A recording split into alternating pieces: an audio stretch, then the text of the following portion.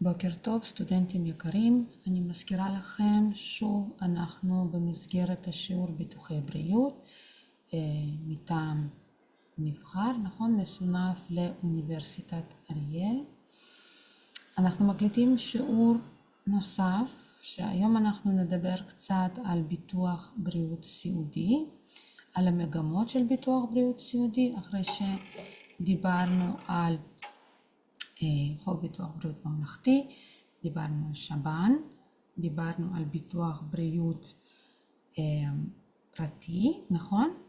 והיום אנחנו נדבר על ביטוח בריאות סיעודי, שהוא חלק מביטוח בריאות פרטי.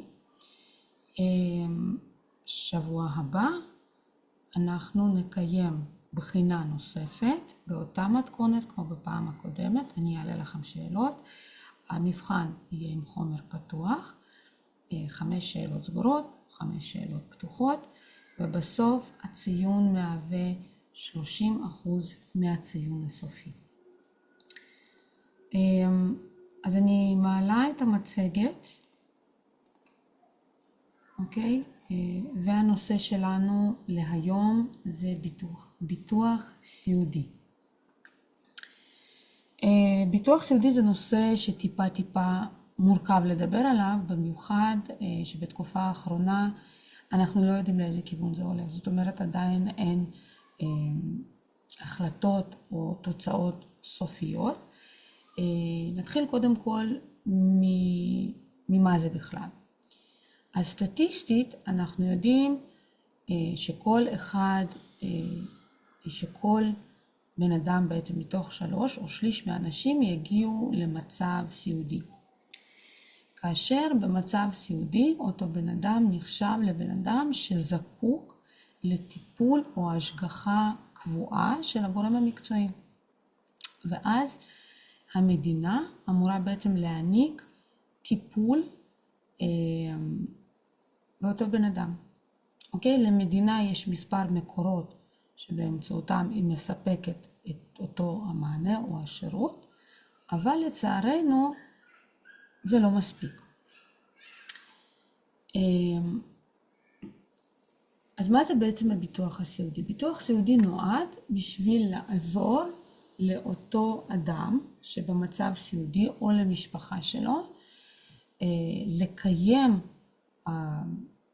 פעולות חיים בסיסיות, נכון? כי הוא לא מסוגל לעשות את זה עבור עצמו.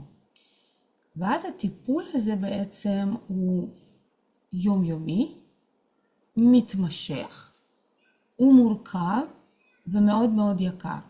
הערכה בגדול, אם אנחנו לוקחים הערכה, טיפול בבן אדם סיעודי בבית מוערך בסביבות ה-11-12 אלף חודשי. לעומת זאת, טיפול באדם סיעודי מחוץ לבית מוערך בסביבות ה-20 אלף חודשי. כאשר סטטיסטית אם אנחנו בודקים בסך הכל, רוב האנשים מעדיפים לקבל טיפול בבית, זאת אומרת 75% מהמטופלים הסיעודיים נמצאים בבית, והרבע מכל אותם האנשים הסיעודיים נמצאים במוסד. מוסד יכול להיות מוסד פרטי, ומוסד יכול להיות מוסד מטעם משרד הבריאות. זאת אומרת,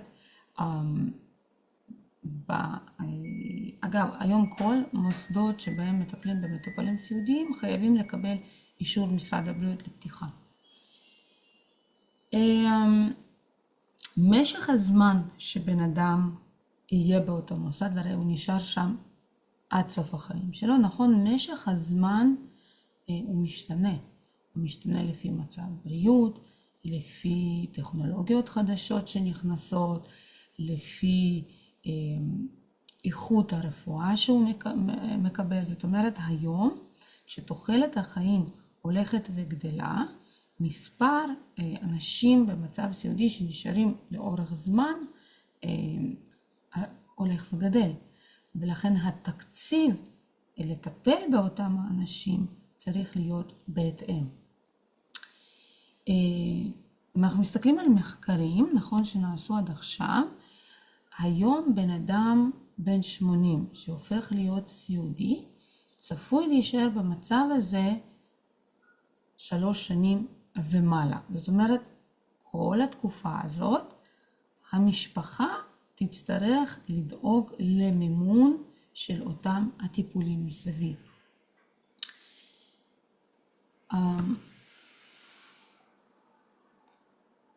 אז אם אנחנו מסתכלים בגדול, מהם אפשרויות המימון של בן אדם סיעודי היום? יש לנו 3 מקורות, אוקיי? זה מדינה או ביטוח לאומי, משרד הבריאות וקופת חולים. זאת אומרת, המדינה מציעה סיוע במימון של אותו בן אדם סיעודי בכמה מישורים מרכזיים. מצד אחד זה ביטוח לאומי במשרד הבריאות, מצד שני זה קופת חולים. אז אם אנחנו מדברים על ביטוח לאומי, נכון? ביטוח לאומי מסבסד שעות טיפול על ידי מטפל בחולה סיעודי בבית שלו. אחרי שהוא בדק את מבחן ההכנסה של אותו מטופל ושל בני המשפחה שלו, זאת אומרת הוא בודק את הילדים, ואז הוא מחליט כמה שעות מגיע לאותו בן אדם, נכון?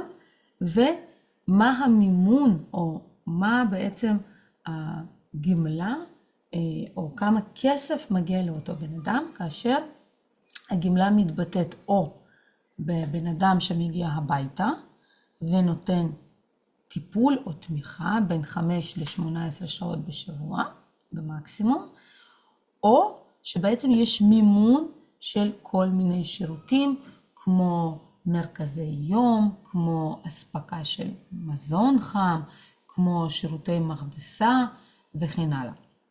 לצד הביטוח הלאומי, אוקיי, יש את משרד הבריאות.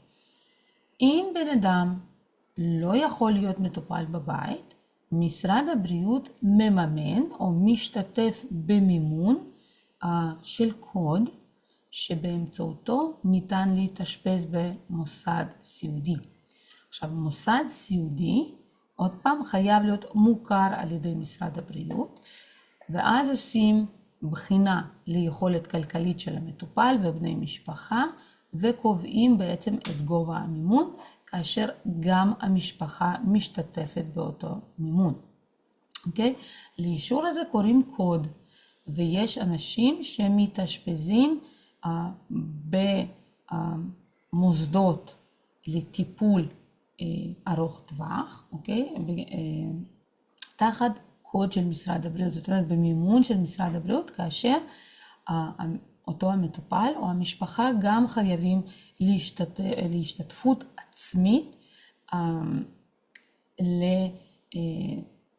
בעצם לכיסוי הפער של אותו תקציב. מצד שלישי, יש גורם נוסף שמשתתף במימון, וזה קופת חולים. קופת חולים מספקת שירותי בריאות למטופלים שהם במצב סיעודי מורכב. זאת אומרת, אם אני רק במצב סיעודי, אז מי שמממן אותי זה משרד הבריאות. אם אני במצב סיעודי מורכב, מי שמממן אותי זה קופת חולים. מצב סיעודי מורכב מוגדר כמצב שבו בן אדם סיעודי וחייב השגחה רפואית צמודה. אוקיי? יכול להיות שבגריאטריה יש לנו מחלקות שהן מחלקות של תשושי נפש, מחלקות של מטופלים סיעודיים ומחלקות של מטופלים סיעודיים מורכבים. אוקיי? אז המימון של אותו אשפוז יהיה שונה. תשושי נפש ומטופלים סיעודיים ימומנו על ידי משרד הבריאות, זאת אומרת יקבלו קוד של משרד הבריאות. לעומת זאת, מטופלים בסיעודי מורכב ימומנו על ידי קופת החולים. בשני המקרים עושים בדיקה של הכנסות של המטופל, של הכנסות של הילדים של המטופל, והם בעצם משלמים את הפער שנותר. אוקיי, אז האשפוז במחלקת סיעודית מורכבת, נכון? הוא בעצם נכנס תחת חוק ביטוח בריאות ממלכתי, ועל פי החוק הזה קופת החולים היא זאת שתממן את האשפוז. עדיין התקציב שהסיוע של ביטוח לאומי, קופת חולים או משרד הבריאות לא מספקים בעצם את הצרכים של אותם המטופלים. ולכן מה שקורה שהמון מטופלים סיעודיים מתקשים במימון של הטיפול שהם צריכים ונופלים בעצם בין הכיסאות.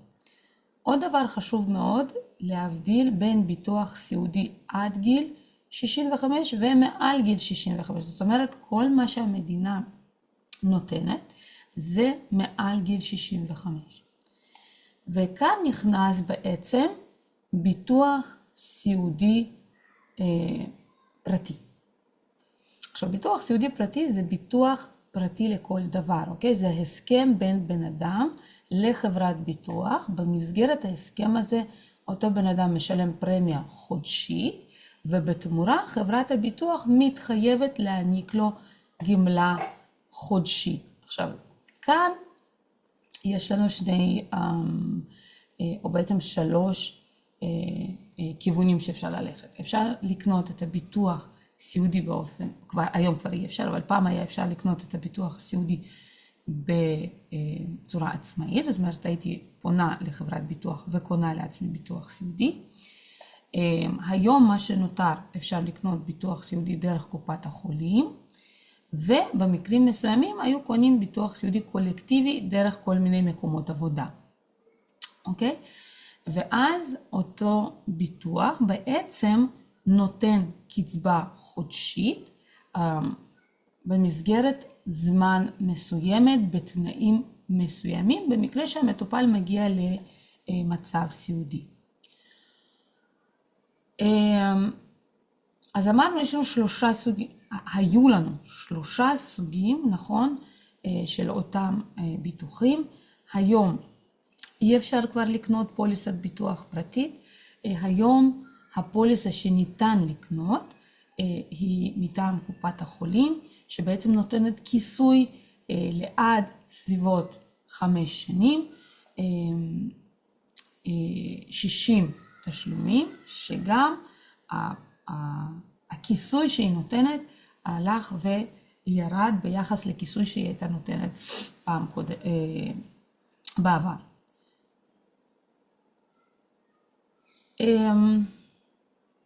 אז מי יכול לקבל את הכיסוי? או בעצם מי זכאי לקבל גמלת סעד, או מי נחשב למטופל במצב סיעודי? אז יש לנו 2 תנאים.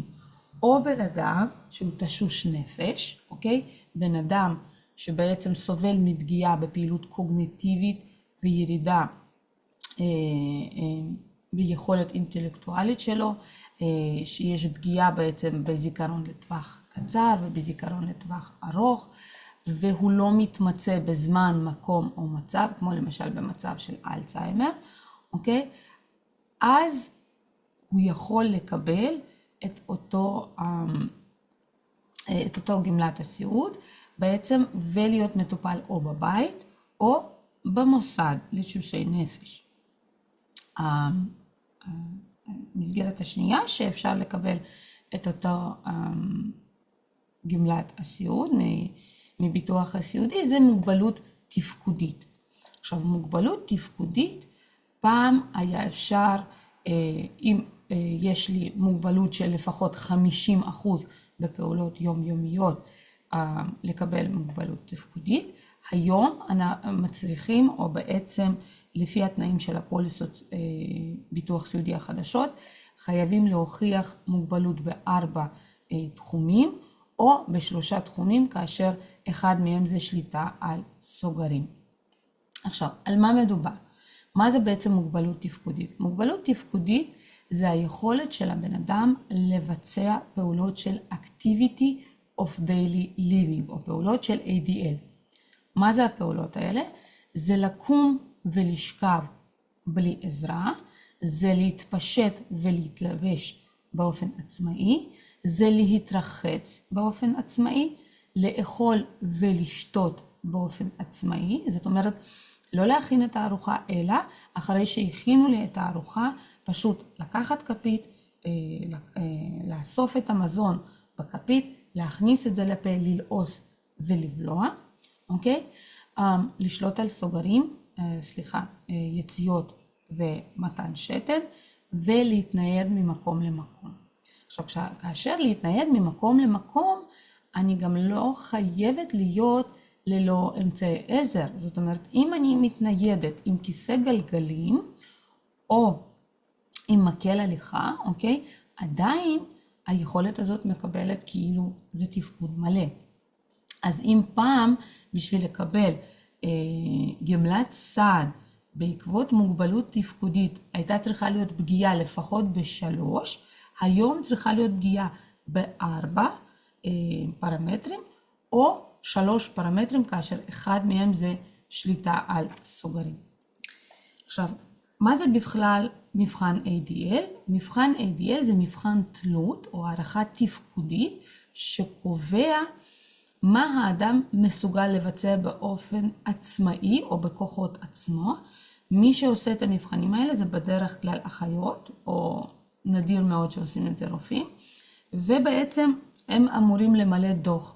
הדוח הזה קובע האם הבן אדם עצמאי בפעולות ADL, אוקיי? Basic ADL, זאת אומרת, זה פעולות בסיסיות, לאכול, לא להכין את המזון, אוקיי? להתקלח. כאשר בעצם בן אדם שבוחן את הפעולות האלה, או בן אדם שעושה אומדן לפעולות האלה, הוא מגיע הביתה למטופל, נכון? ובודק האם הוא יכול לשכב ולקום באופן עצמאי. האם הוא יכול לעבור ממצב של שכיבה למצב של ישיבה בכיסא, אוקיי? או בכיסא גלגלים. אגב, הוא יכול להיות בכיסא גלגלים, אבל האם הוא מצליח לקום מהמיטה ולהתיישב בכיסא גלגלים באופן עצמאי. הוא בודק האם הוא יכול באופן עצמאי להתלבש, אוקיי? או להתפשט. הוא בודק האם הוא יכול באופן עצמאי להיכנס להתקלח באמבטיה או במקלחת. הוא בודק האם הוא יכול באופן עצמאי, מזון ששמנו לו לפניו, לאכול, האם הוא יכול להשתמש במזלג או בכף, אוקיי? בשביל להגיש לעצמו את המזון. כמובן בודקים שליטה על סוגרים, כאשר אי שליטה על אחת מפעולות אלה, משמע זה שימוש, משמע אי שליטה, נכון? יכול להיות בן אדם עם סטומה, או עם קטטר שתן, או אפילו עם חיתולים לספיגה. וכמובן יכולת ניידות עצמאית, האם בן אדם יכול לעבור מחדר לחדר, האם הוא יכול לעבור בעצם חדר החוצה ופנימה, כאשר הוא משתמש במקל הליכה, הליכון או כיסא גלגלים. בעצם ברגע שיש שימוש באביזרי עזר, זה לא אומר שאני לא ניידת. אז מי שבודק, אמרנו, יכול להיות אח, אחות, רופא מחברת ביטוח שבאים הביתה ובעצם עושים אומדן ADL של אותו בן אדם. בתחילת השנה היה שינוי. השינוי בעצם, כמו שאמרנו, כלל בתוכו שינוי של מה זה בן אדם עם פגיעה ב-ADL, אוקיי? אם לפני 2025, בן אדם שהיה לו פגיעה ב3 פרמטרים, היה מקבל את אותה גמלת סעד, היום הוא לא יכול לקבל, היום הוא צריך שיהיו פגיעה לפחות ב4 פרמטרים, או ב3 פרמטרים ופגיעה בשליטה על סוגרים. כמו בכל ביטוח פרטי, גם כאן יש תקופת המתנה.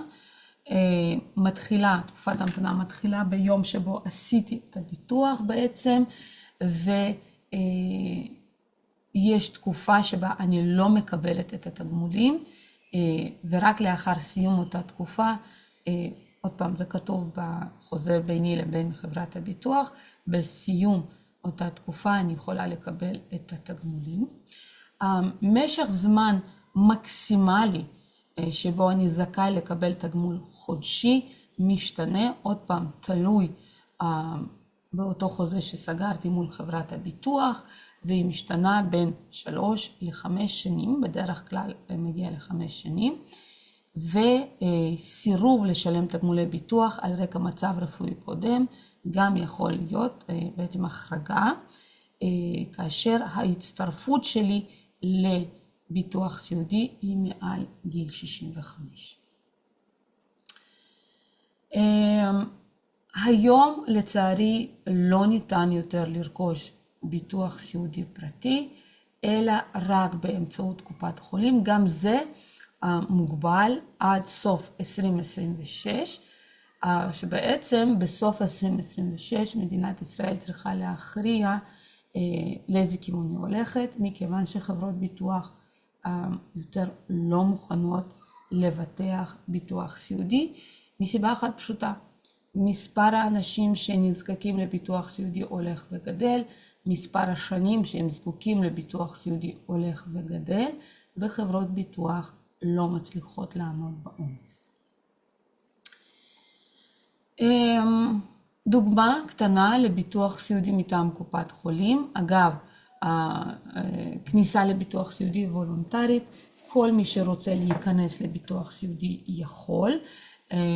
הצטרפות בעצם לביטוח סיעודי היא הצטרפות קבוצתית, נכון? כאשר התשלום הוא לפי הגיל, וככל שהגיל שלי עולה, הפרמיה החודשית שלי הרבה יותר גבוהה.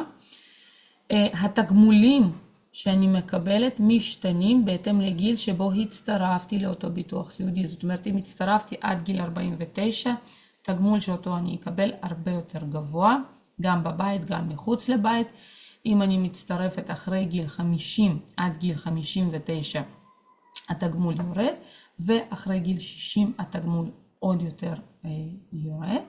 כאשר התעריף שאותו אני צריכה כל חודש לשלם משתנה, שימו לב איך הוא עולה מגיל 18, נכון? עד גיל 18 זה חינם, מגיל 18 הוא כל הזמן עולה, כאשר בגיל 60 הוא מגיע ל-200 פלוס שקלים, ובגיל 80 הוא מגיע גם ל-370 שקלים.